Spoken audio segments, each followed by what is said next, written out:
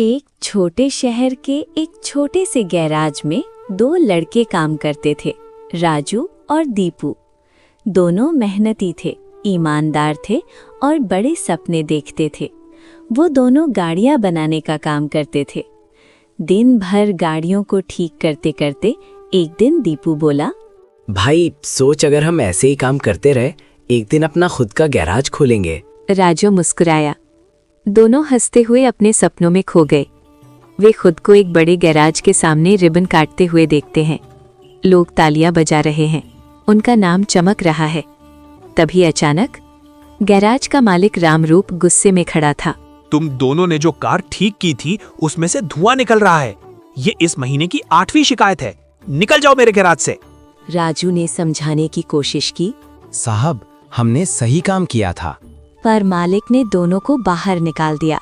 काम से निकाले जाने के बाद दोनों वहां से चले जाते हैं। दोनों एक छोटे से कमरे में बैठे थे। तब दीपू बोला, भाई हम जहाँ भी जाते हैं मेहनत करते हैं, फिर भी हमें निकाल दिया जाता है। राजू ने गहरी सांस ली। शायद यहाँ हमारी कदर नहीं, कहीं और चलते हैं।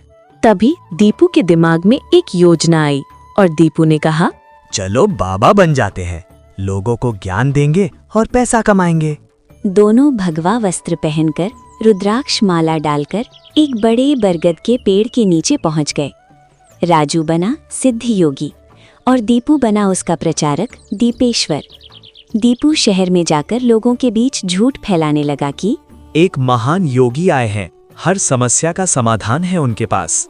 धीरे धीरे लोगों की भीड़ आने लगी और वे दोनों प्रसिद्ध हो गए। एक दिन एक दुकानदार उनके पास आया। उसका काम सही नहीं चल रहा था। उसने बाबा से इसका उपाय पूछा। राजू ने उसके कान में कहा, हर बिक्री के समय राम नाम जपो, सब ठीक होगा। दुकानदार ने वैसा ही किया और सच में उसका व्यापार बढ़ने लगा। धीरे धीरे लोगों को लगने लगा कि ये बड़े चमत्कारी बाबा हैं और लोगों इनके बारे में बातें करने लगे। अब दीपू गांव-गांव जाकर लोगों से दान लेने लगा। दान में उसे चावल और कई सारी कीमती चीजें भी मिलती थीं। दोनों के दिन अच्छे बीत रहे थे, लेकिन धीरे धीरे राजू बदलने लगा। उसके मन में भगवान के प्रति प्रेम उत्पन्न हो गया और वो भक्ति में लीन रहने लगा। लेकिन दीपू अब भी लोगों से दान इकट्ठा करता रहा। धीरे धीरे उसके पास काफी सारा रुपया और धन इकट्ठा हो गया। वहां के एक जाने माने और बड़े व्यापारी थे सूर्यदेव। उनको भी योगी के बारे में पता चला। वो अपनी बेटी के लिए राजू को विवाह का प्रस्ताव देने आया। सोना, चांदी, गहने, ढेर सारे उपहार लेकर वो राजू के सामने घुटनों पर बैठ गया और राजू के सामने विवाह का प्रस्ताव रखा। राजू कुछ देर सोचता रहा, फिर शांत स्वर में बोला, सूर्यदेव जी, मैं सन्यासी हूँ, मुझे इन सब की आवश्यकता नहीं। सूर्यदेव उनके सामने झुक गया और बोला, आप सच में महान हैं। और वे सब कुछ लेकर वहां से चले गए। दीपू हैरान था। वो बोला, इतना बड़ा मौका था, तुमने मना क्यों किया? भगवान के नाम में जो शांति है वो किसी धन में नहीं। दीपू को ये बात समझ नहीं आई। वो अब और ज्यादा गांव-गांव जाकर ज्यादा दान मांगने लगा। गहने, मिठाई, पैसे। वो सोचता, जल्दी अमीर बनना है।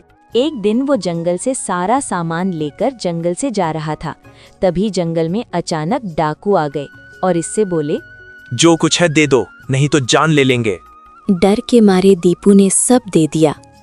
सामान देते समय उसने सरदार का चेहरा देखा। तब उन डाकुओं ने कहा, अब तुम्हें मरना होगा क्योंकि तुमने सरदार का चेहरा देख लिया है। डर के मारे दीपू घुटनों पर बैठ गया। हे नारायण, मेरी रक्षा करो। तभी दूर से पुलिस के सायरन की आवाज आई। डाकू डरकर भाग गए। दीपू की आंखों में आंसू थे। राजू सही था, भगवान का नाम ही असली शक्ति है। वो तुरंत वापस गया। दीपू ने राजू से माफी मांगी। मुझे समझ नहीं आया था, अब मैं भी तुम्हारे साथ रहकर भक्ति करूंगा। राजू मुस्कुराया